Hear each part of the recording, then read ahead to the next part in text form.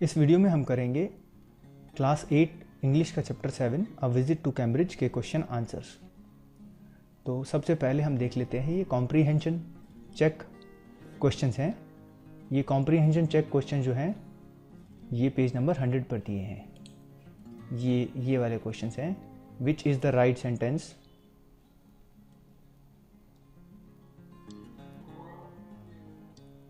तो हमें ये 4 क्वेश्चंस दिए हैं, हमें इनमें देखना है कि एग्जैक्ट राइट सेंटेंस कौन सा है। तो वन बाय वन इनको देख लेते हैं। फर्स्ट है कॉम्प्रीहेंशन में, Cambridge was my metaphor for England to the writer. तो राइटर ने बोला कि कैम्ब्रिज मेरे लिए एक अलंकार है इंग्लैंड के लिए।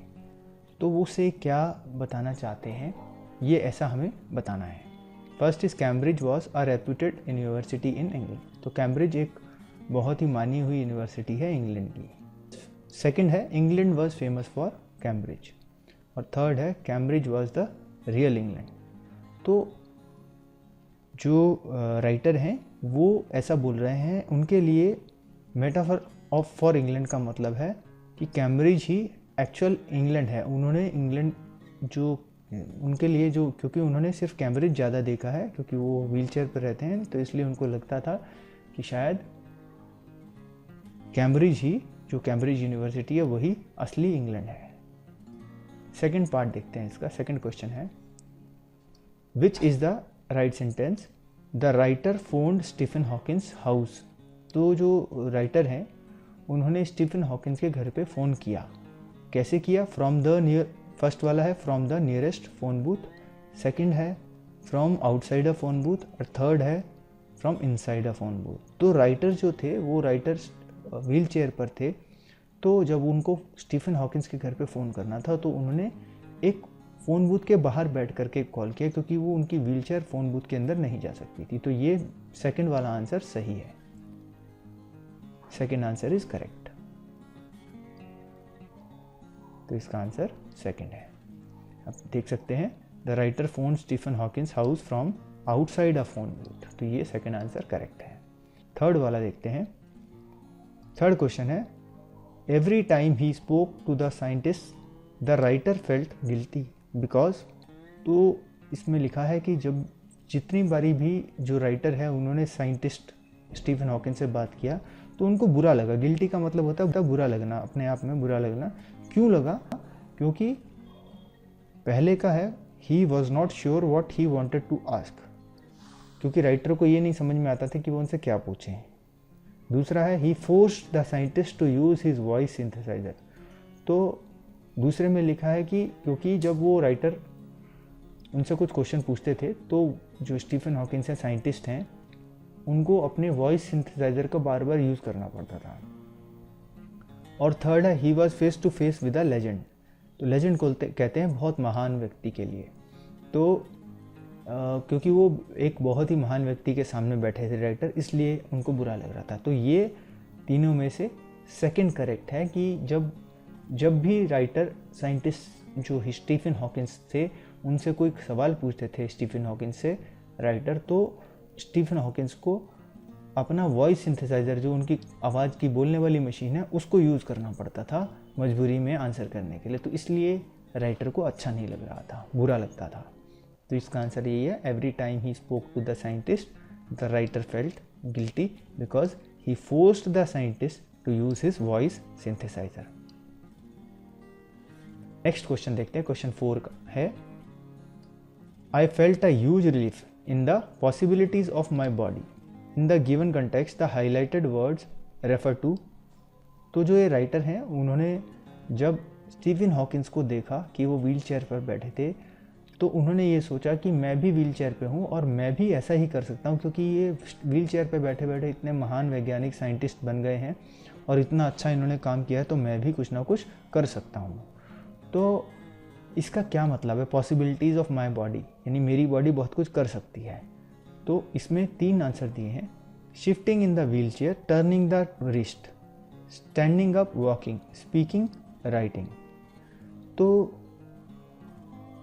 जब उन्होंने देखा था साइंटिस्ट बैठे हुए थे और वो बोलने के लिए वो मशीन का यूज़ करते थे जो सिंथेसाइज़र था, और उनकी बॉडी एकदम जकड़ी हुई थी, उनको पैरालिसिस था, जिसकी वजह से वो पूरी बॉडी को बिल्कुल भी मूव नहीं कर सकते थे। सिर्फ उनका जो रिस्ट भी नहीं हिल पाता था, बड़ी मुश्किल होता था, उनकी सिर्फ उंगलियां 2-4 हिलती थी।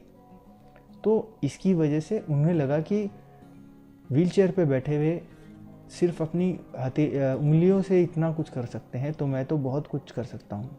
तो इसका आंसर है first, shifting in the wheelchair, turning the wrist, कि मैं अपनी रिस्ट भी हिला सकता हूँ और मैं व्हीलचेयर में शिफ्ट भी इधर उधर हो सकता हूँ। तो ये इसका आंसर है फर्स्ट वन। अब ये वर्किंग विद द टेक्स्ट के क्वेश्चन हैं, जो मेन क्वेश्चन हैं, उनमें क्वेश्चन 1 इज हमें आंसर करने हैं ये जो क्वेश्चन दिए हैं। Did the prospect of meeting Stephen Hawkins make the writer nervous, if so why. तो नर्वस का मतलब होता है घबराना। तो जब ये जो राइटर हैं इनको पता चला कि ये स्टीफन हॉकिंस को मिल सकते हैं, तो वो घबरा रहे थे। अगर घबरा रहे थे तो क्यों घबरा रहे थे, ये बताना है इसका आंसर।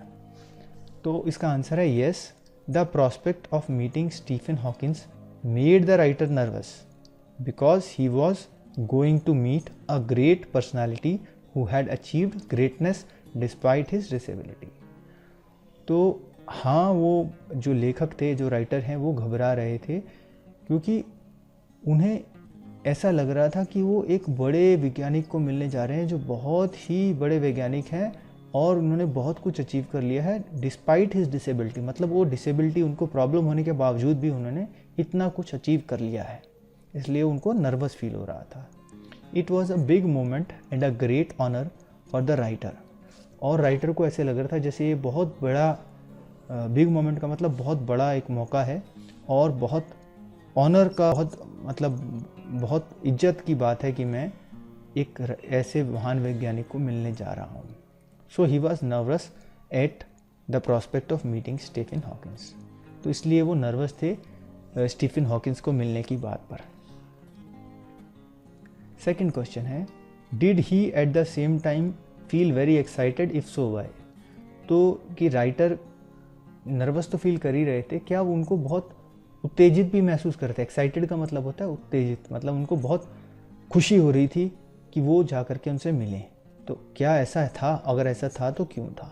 तो इसका आंसर है yes, he felt excited at the same time because it made him stronger to see somebody like him achieving something huge.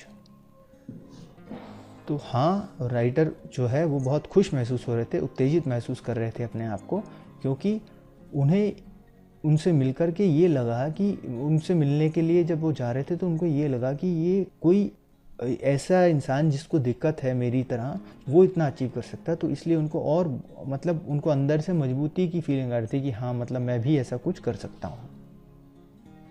This made him aware of the many possibilities present before him, thereby helping him to reach out further than he ever thought he could. और ये सोच करके जो writer हैं उनको ऐसा लग रहा था कि मेरी बॉडी भी बहुत कुछ कर सकती है, और जिसकी वजह से उनको मदद मिलेगी आगे अच्छा काम करने में। क्वेश्चन 2 है, guess the first question put to the scientist by the writer. तो हमने पूरा चैप्टर पढ़ लिया है। अब इस चैप्टर में जो राइटर हैं उन्होंने साइंटिस्ट को पहला क्वेश्चन क्या बोला वो हमें गेस करके बताना है। तो इसका आंसर है, the writer must have asked the scientist if he had been brave due to which he could become a great scientist.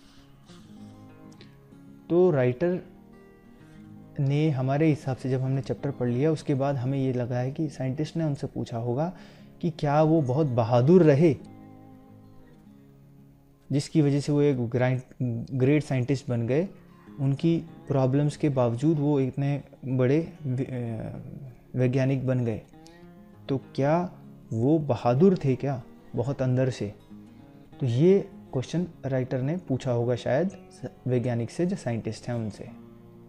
Third question है, Stephen Hawkins said I had no choice, does the writer think there was a choice, what was it. तो Stephen Hawkins ने जवाब दिया कि मेरे पास कोई choice नहीं थी, मतलब मैं कुछ और नहीं कर सकता था, इसलिए मैंने सोचा कि मुझे कुछ बड़ा करना चाहिए, क्योंकि मैं चल नहीं सकता था, दौड़ नहीं सकता था, खेल नहीं सकता था, तो मेरे को लगा कि मुझे कुछ ऐसा करना चाहिए जो मैं कर सकता हूँ। तो राइटर को क्या लगा कि ऐसा कोई चॉइस था स्टीफन हॉकिंस के पास, और अगर उसे ऐसा लगा कि हाँ चॉइस था तो वो क्या था, ये क्वेश्चन है। तो क्वेश्चन का आंसर है the writer thought that there was a choice. तो राइटर को ऐसा लग रहा था कि शायद उनके पास कोई चॉइस थी। वो चॉइस क्या थी? क्योंकि Stephen Hawkins was not well. तो स्टीफन हॉकिंस की तबीयत ख़राब थी बहुत टाइम से he could have chosen to leave everything.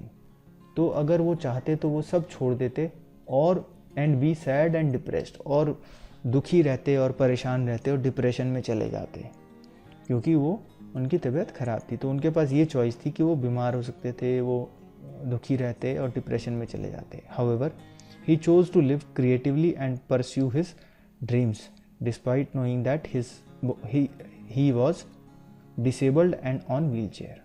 ये ही आएगा यहाँ पर, HE ही। तो जब राइटर ने ऐसा सोचा कि उनके पास चॉइस थी, ये चॉइस थी कि वो सब कुछ छोड़ देते और अपना बीमार रहते और दुखी रहते और परेशान रहते, लेकिन फिर भी उन्होंने क्या चुना?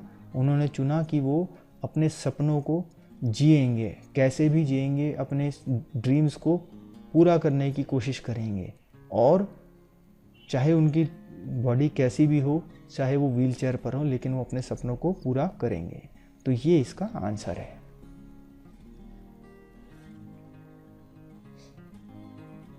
क्वेश्चन 4 है I could feel his anguish, what could be the anguish. तो ये क्वेश्चन है कि राइटर ने बोला कि मैं उनका गुस्सा, एंग्विश का मतलब होता है गुस्सा, कि मैं उनका गुस्सा समझ सकता था। फील का मतलब समझना एक तरह से, कि मैं उसका गुस्सा महसूस कर सकता था। तो वो गुस्सा क्यों था?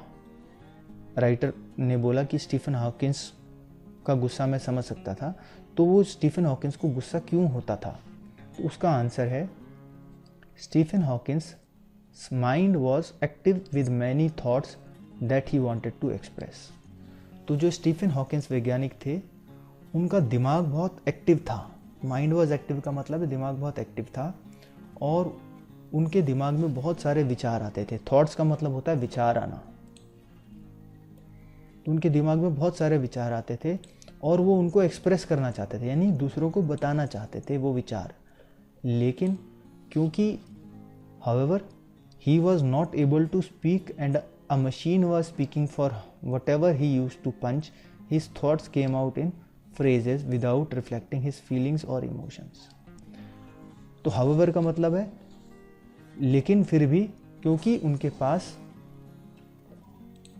वो बोल नहीं सकते थे, तो उनके पास एक मशीन थी जिसमें वो पंच करते थे, तो उनकी मशीन उनकी जगह बात करती थी, जिसकी वजह से जो उनके विचार थे वो बस विचार जैसे फ्रेजेस की तरह आते थे, कि मतलब उनको कोई उसमें कोई इमोशन नहीं थी या फीलिंग नहीं थी। उनके जो विचार हैं उनके साथ कोई भावना नहीं जुड़ी हुई थी, सिर्फ मशीन उनकी जगह बोलती थी जैसे कंप्यूटर बोलता है। तो इसलिए उन्हें बहुत बुरा लगता था। His sentences were just lines. तो उनकी जो सेंटेंसेस थे वो मशीन की लैंग्वेज में थी, मशीन जैसे लाइन्स बोल रही है, और उसमें कोई सेंटिमेंट्स मतलब यानी भाव नहीं जुड़े थे। So the writer could feel the anguish and frustration of Stephen Hawkins. इसलिए राइटर ने ऐसा लिखा कि वो जो राइटर हैं उन जो वैज्ञानिक है स्टीफन हॉकिंस, उनके गुस्से को, एंग्विश को और फ्रस्ट्रेशन मतलब परेशानी को वो समझ सकते थे कि स्टीफन हॉकिंस ऐसे गुस्सा क्यों, उनको अंदर कैसे गुस्सा लग रहा होगा। क्वेश्चन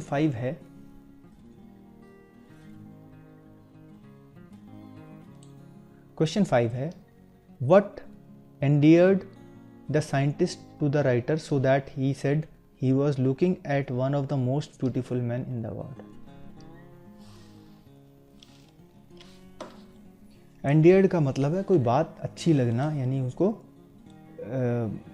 उसको ऐसा लगना कि वो बहुत अच्छे आदमी को देख रहे हैं। एंडियर्ड का मतलब है कोई बात पसंद आ जाना।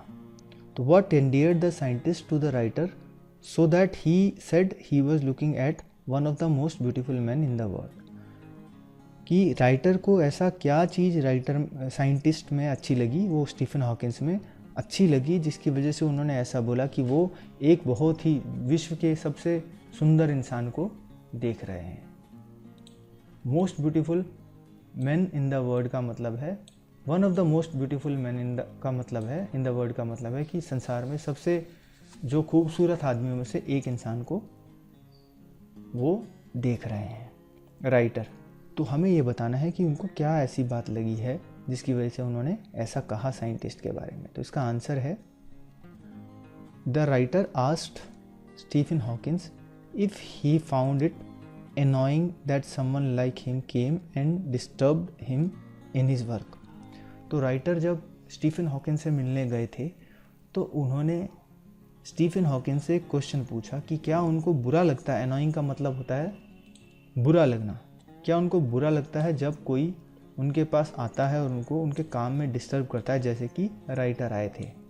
तो उन्होंने जो स्टीफन हॉकिंस है उन्होंने इसका आंसर दिया to his query। the scientist replied in yes very frankly and honestly। तो जब क्वेश्चन पूछा राइटर ने स्टीफन हॉकिंस से ये वाला, तो उन्होंने स्टीफन हॉकिंस ने सीधे सीधे रिप्लाई दिया, हाँ, बहुत सीधे सीधे एकदम रिप्लाई दे दिया कि हाँ, मुझे बुरा लगता है जब कोई मुझे ऐसे आकर के मेरे काम में डिस्टर्ब करता है। तो जब ये राइटर ने सुना, after that he smiled and this was what endeared him to the writer and the writer felt that he was looking at one of the most beautiful men in the world। तो उसके बाद जब Stephen Hawkins ने ऐसा कहा कि हाँ मुझे बुरा लगता है, उसके बाद स्टीफन हॉकिंस ने एक हल्की सी स्माइल दी, यानी वो खुश लग रहे थे, मतलब उनके मुंह पर एक हंसी, एक स्माइल दिख रही थी। उस स्माइल को देख करके राइटर को ऐसा लगा कि वो विश्व के सबसे सुंदर इंसानों में से एक को देख रहे हैं। तो ये इसका आंसर है। 6th क्वेश्चन है, read aloud the description of the beautiful man which is the most beautiful sentence in the description. तो ये जो डिस्क्रिप्शन है जो दिया है बुक में, द ब्यूटीफुल, इसके बारे में जोर से पढ़ के उस सेंटेंस को डिस्क्राइब करिए। तो जब हम चैप्टर पढ़ते हैं तो हमें दिखता है, आंसर में लिखा होता है उसमें, the most beautiful sentence in the description is you look at his eyes which can speak still and they are saying something huge and urgent, it is hard to tell what. तो जब वहाँ लेखक ने, जो writer हैं, उन्होंने chapter में one of the most beautiful man का वो जब लाइन बोला था, तो उसके बाद उन्होंने बताया था कि उनको क्यों ऐसा लग रहा है। तो उन्होंने बताया था कि you look at his eyes, आप जब उनकी आंखों में देखो तो वो आंखें भी बात करती हैं, still and they are saying something huge and urgent, वो आंखें चुप हैं लेकिन फिर भी वो कोई बहुत बड़ी चीज़, ह्यूज का मतलब होता है कुछ बड़ी बात कह रही हैं, और अर्जेंट का मतलब बहुत ज़रूरी बात कह रही हैं। राइटर बोल रहे हैं कि जब हम उस साइंटिस्ट की आंखों में देखते हैं तो उनकी आंखें जो है कुछ ज़रूरी और बड़ी चीज़ बताना चाहती हैं जिसे हम समझ नहीं सकते। It is hard to tell what, जिसे हम समझ नहीं सकते, हम बता नहीं सकते कि वो क्या कहना चाह रही हैं उनकी आंखें। क्वेश्चन 7 है, if the lantern is the man what would its wall be. अगर एक इंसान लैंटर्न है, लालटेन है, तो उसकी वॉल्स यानी उसकी दीवारें जो हैं वो क्या होंगी, लालटेन के जो शीशा होता है वो क्या होगा। तो ये हमें आंसर करना है। सेकंड क्वेश्चन है, what is housed within the thin walls.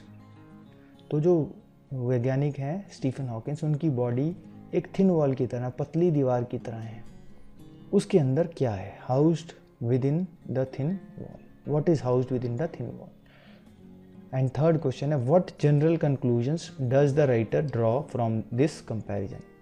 और जो राइटर है, जब उन्होंने ऐसा कंपेयर किया है, एक जो साइंटिस्ट हैं स्टीफन हॉकिंस, उनको लालटेन से कंपेयर किया है और उसकी जो बॉडी है उसको दीवारों से कंपेयर किया है, तो वो कंपैरिजन में राइटर क्या कहना चाहते हैं या क्या कंक्लूजन निकाल रहे हैं। तो इसका आंसर है, फर्स्ट है, इफ़ द लालटेन is the man its wall would be the man's body.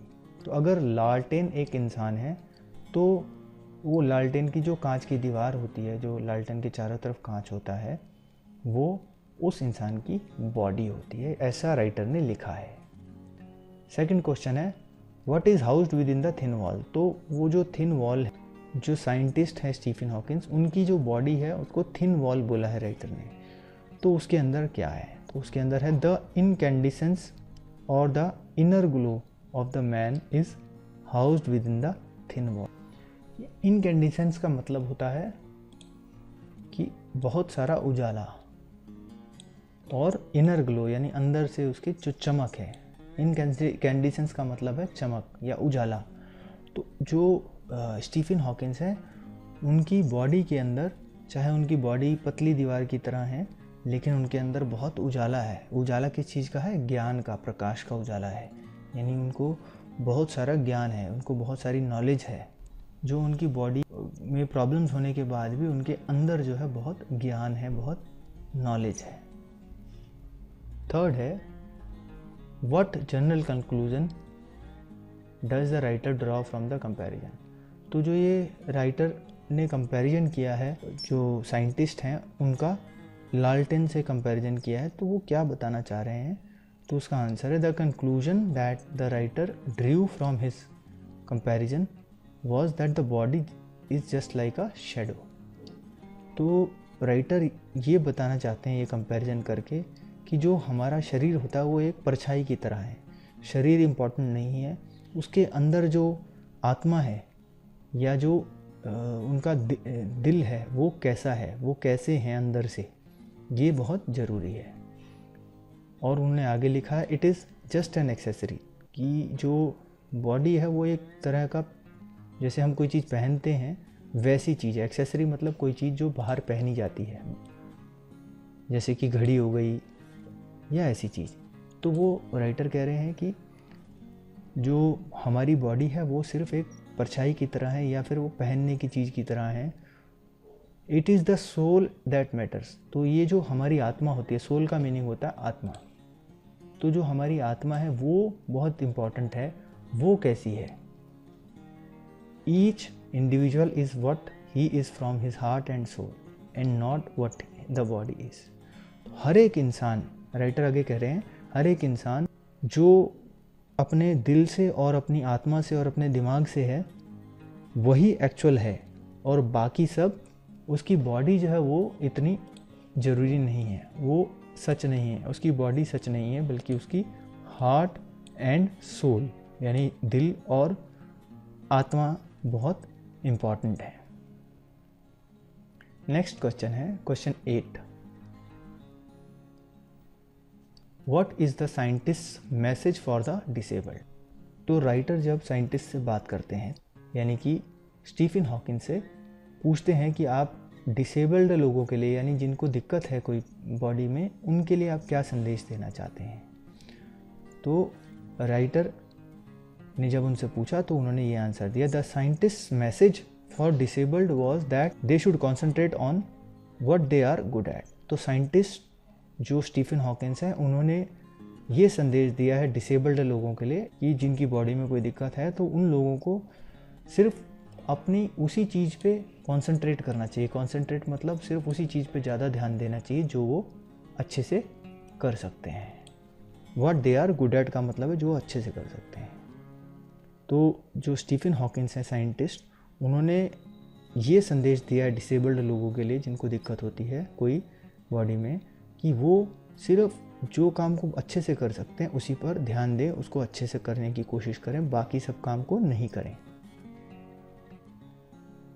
Question 9 है और ये थोड़ा बड़ा आंसर है, why does the writer refer to the guitar incident, which idea does it support.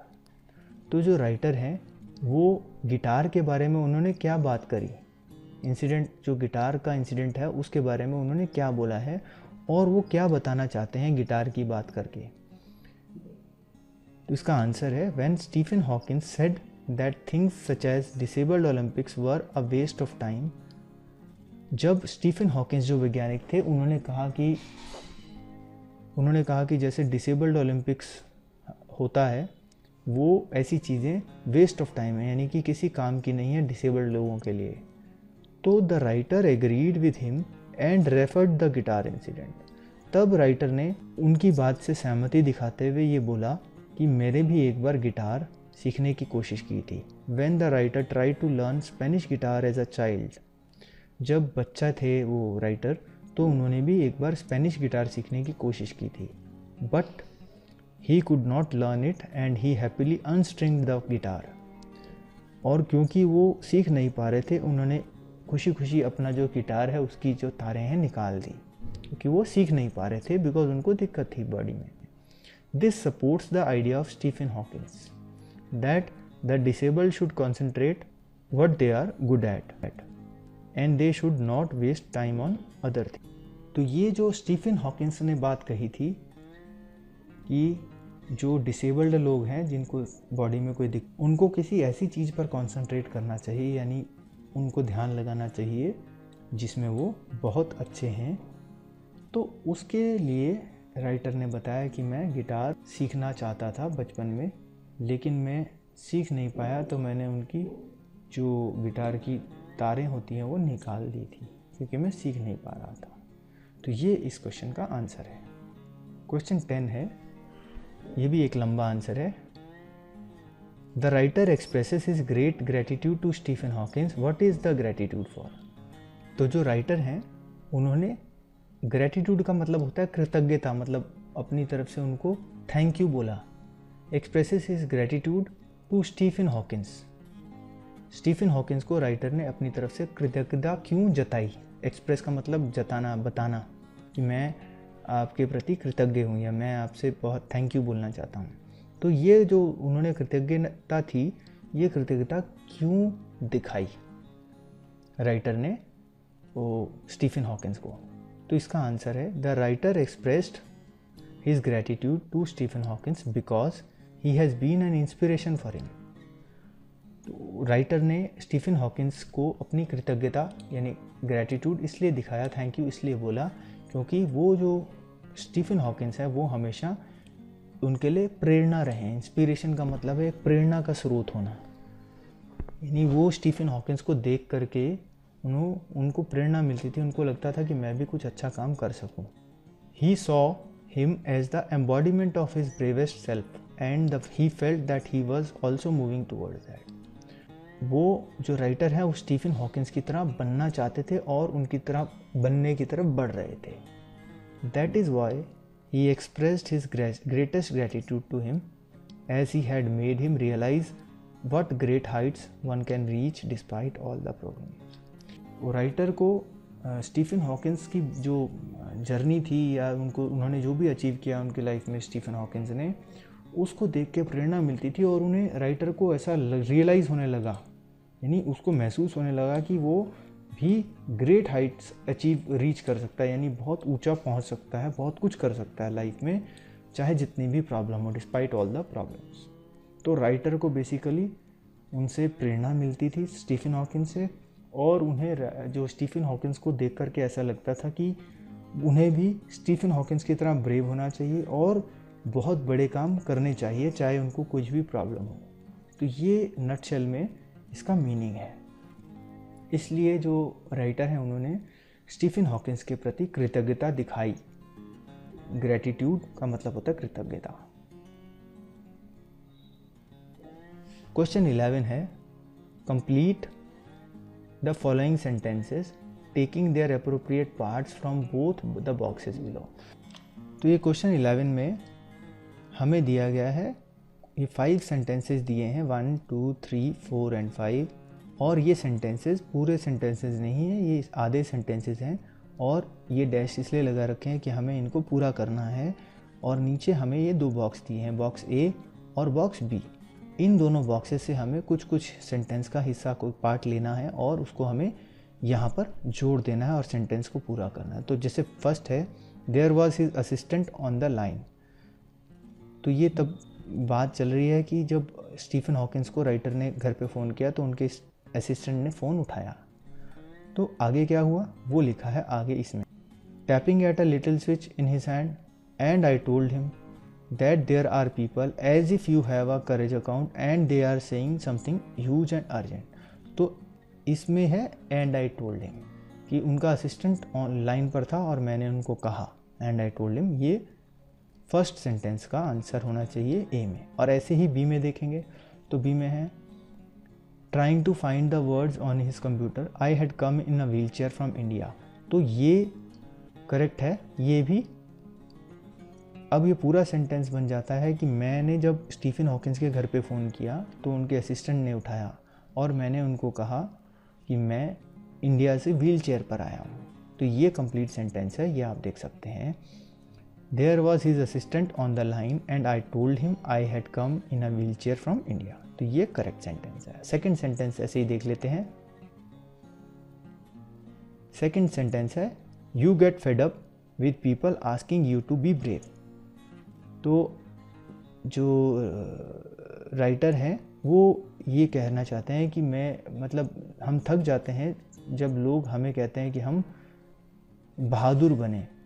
इसके आगे का सेंटेंस हमको पूरा करना है नीचे से कि हम बहादुर बने। तो हम अगर चैप्टर पढ़ लें तो हमें ये समझ में आ जाएगा कि उन्होंने क्या कहा। उन्होंने कहा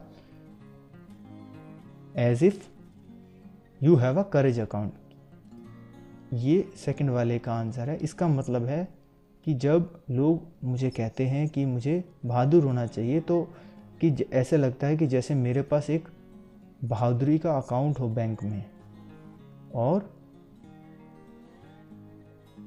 on which you are too lazy to draw a cheque, और मैं उसमें से अकाउंट में से कोई चेक ड्रॉ नहीं करना चाहता, यानी मैं बहादुरी नहीं दिखा रहा हूँ। तो ये इसका करेक्ट आंसर है।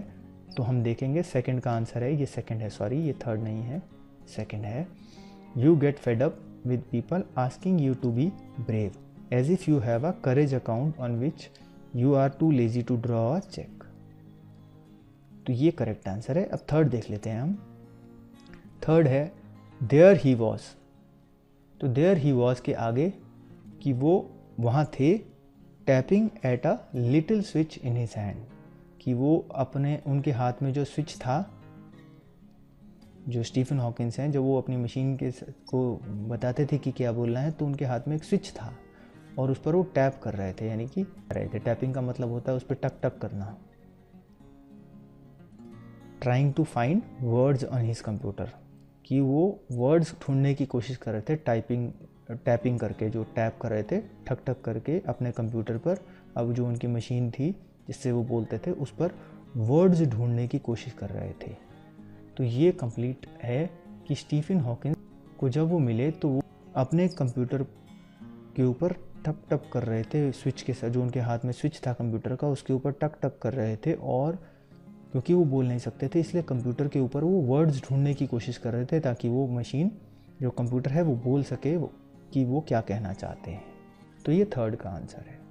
तो हम देख लेते हैं answer. There he was tapping at a little switch in his hand trying to find words on his computer. तो ये हमारा आंसर सही है। फोर्थ है you look at his eyes which can speak. तो राइटर ने ये शब्द बोले थे कि ये वर्ड्स बोले थे कि जब आप उनकी आँखों में देखते हो तो आपको ऐसे लगता है कि वो बोल सकती हैं आँखें। तो इसको पूरा करते हैं इस सेंटेंस को कि इसमें आगे क्या आएगा। Which can speak and they are saying something huge and urgent, it is hard to tell what. तो ये फोर्थ का आंसर है कि जो राइटर हैं वो कह रहे हैं कि जब आप उनकी आंखों में देखो तो ऐसा लगता है कि वो बातें कर रही हैं और आपसे वो बहुत ही ह्यूज, यानी कि बहुत ही बड़ी चीज़ और अर्जेंट, बहुत ज़रूरी चीज़ कह रही हैं जो कि आप नहीं बता सकते हो कि क्या है। It is hard to tell what का मतलब है कि आप नहीं बता सकते कि वो क्या है। तो ये इसका फोर्थ का आंसर है। फोर्थ का भी आंसर देख लेते हैं। You look at his eyes which can speak and they are saying something huge and urgent, it is hard to tell what. तो ये इसका करेक्ट आंसर है। एंड फिफ्थ है it does not do much good to know, कि बहुत जानने का मतलब ये नहीं है कि बहुत अच्छा है।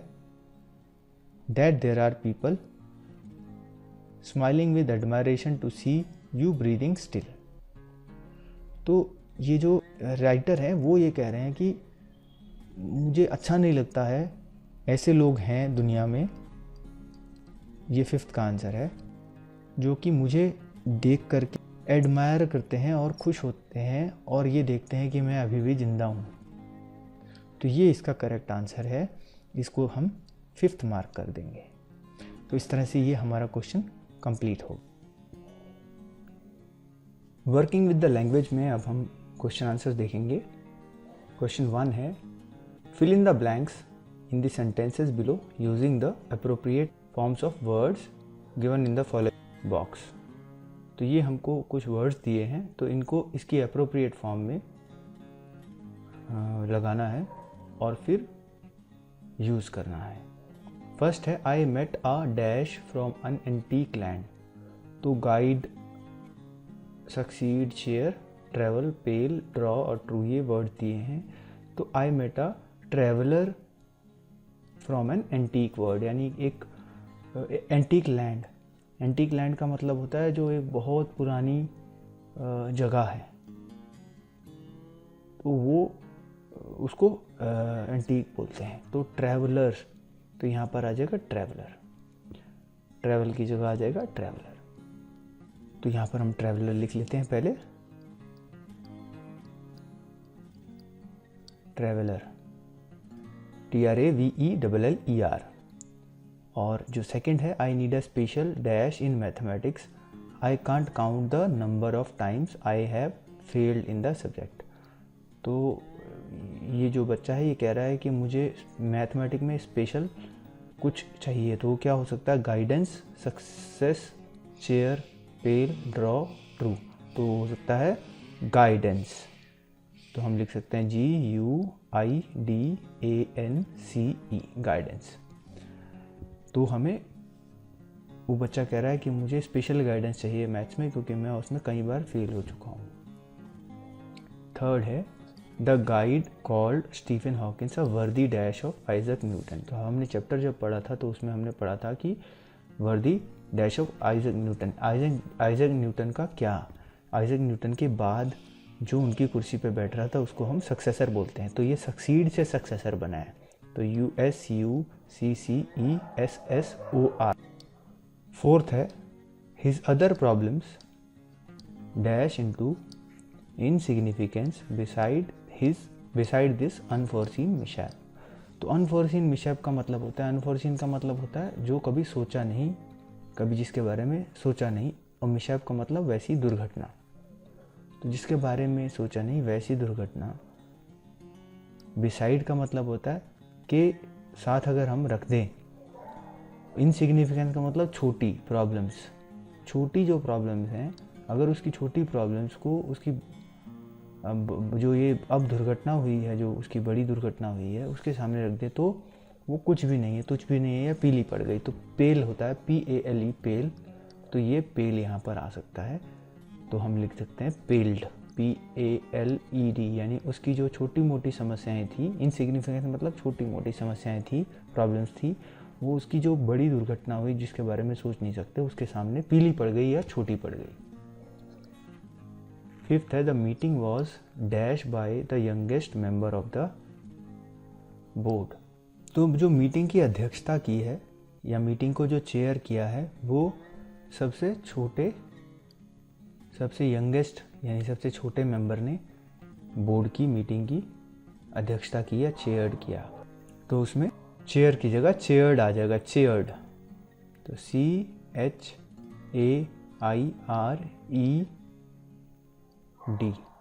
चेयर्ड। सिक्स्थ है, some people say yours dash when they informally refer to themselves.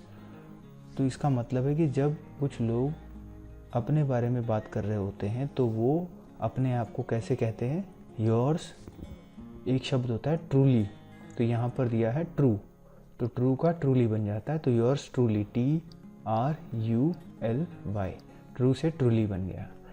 तो अपने आप को लोग इनफॉर्मली कह देते हैं सामान्य तौर पर truly, yours truly.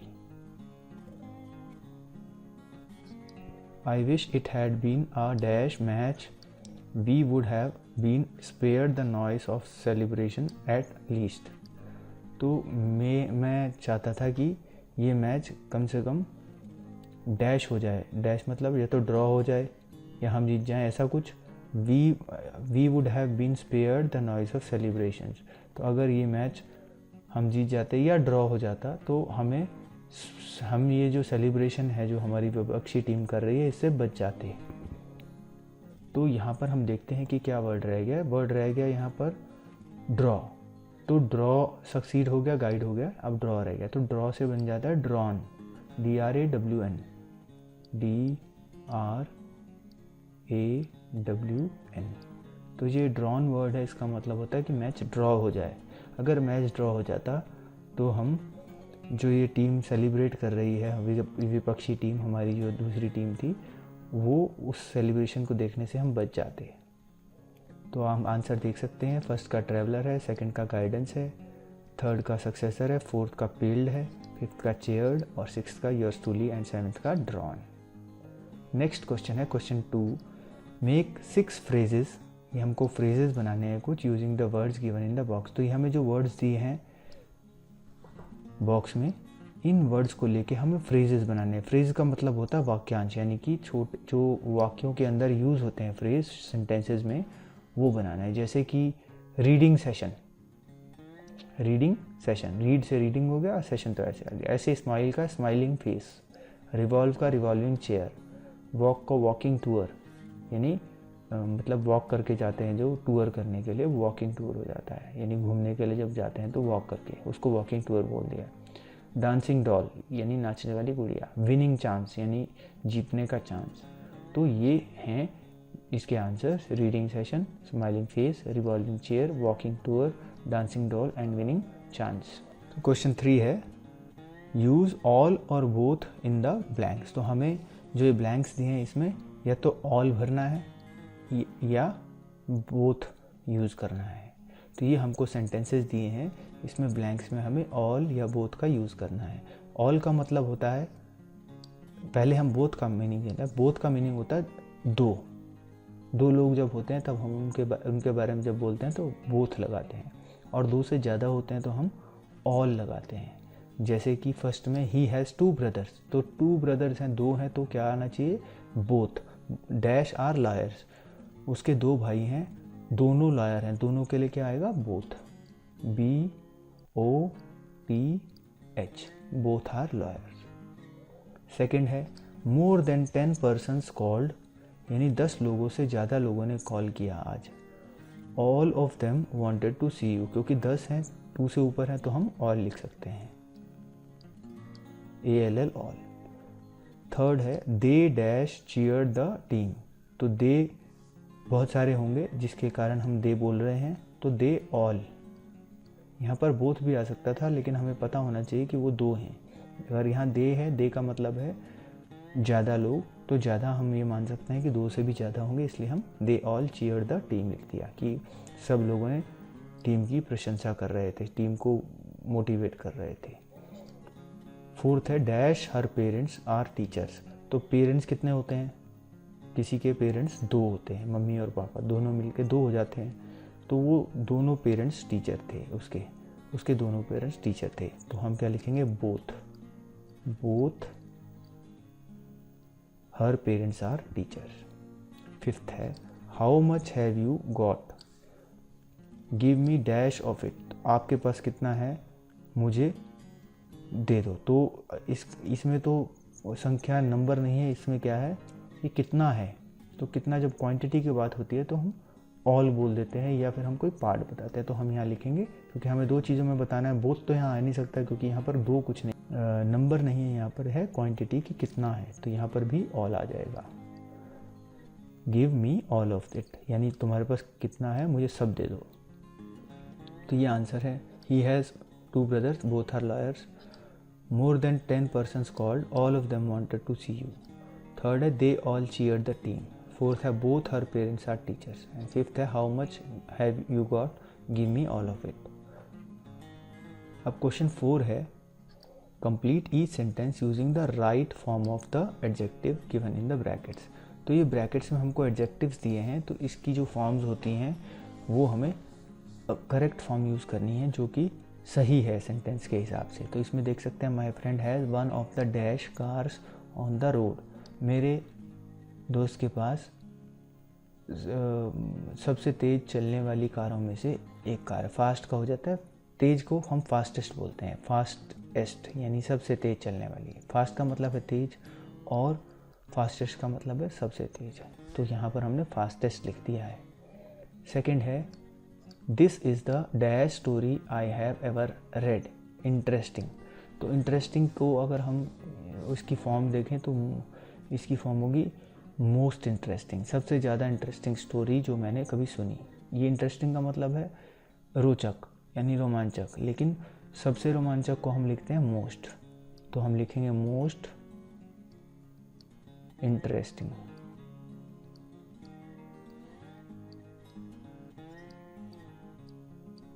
Most interesting.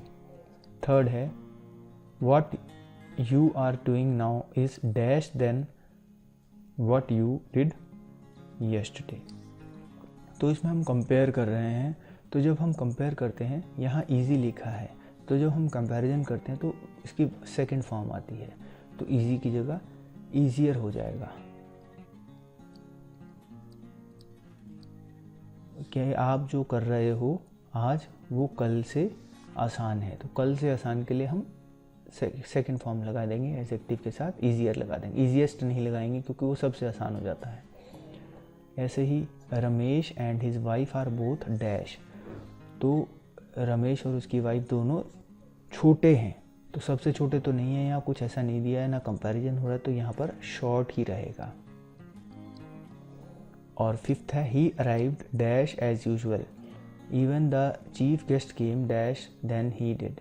तो वो हमेशा की तरह क्या लेट आया, तो लेट का कुछ और नहीं कर सकते, लेट ही रहेगा क्योंकि वो लेट आया। और even the chief guest came dash than he did, तो अब कंपैरिजन हो रहा है कि चीफ गेस्ट उससे जल्दी आया, तो अर्लियर लिख देंगे इसको हम, अर्ली की जगह अर्लियर, EARLIER, अर्लियर। तो ये चीफ गेस्ट भी उससे जल्दी आए, तो ये इसका आंसर हो गया।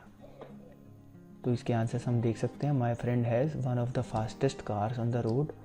सेकेंड है, this is the most interesting story I have ever read. Third है, what you are doing now is easier than what you did yesterday. Fourth है, Ramesh and his wife are both short, यानी दोनों, रमेश और उसकी wife दोनों छोटे हैं। He arrived late as usual, वो हमेशा की तरह लेट आया। Even the chief guest came earlier than he did, यानी कि इसका मतलब है कि जो चीफ गेस्ट थे वो भी उससे जल्दी आ गए। तो यहाँ पर हमारे इस लैंग्वेज लर्निंग विद लैंग्वेज के सभी क्वेश्चंस कंप्लीट हो गए हैं, और ये कंप्लीट चैप्टर के क्वेश्चन आंसर हमने कर लिए हैं। इस चैप्टर के क्वेश्चन आंसर्स करने से पहले आप हमारा वीडियो ज़रूर देखें जिसमें हमने कंप्लीट चैप्टर को अच्छे से डिस्क्राइब किया हुआ है। जब आप वो चैप्टर को अच्छे से पढ़ लेंगे तो आपको ये क्वेश्चन आंसर्स अपने आप समझ में आ जाएंगे। All the best.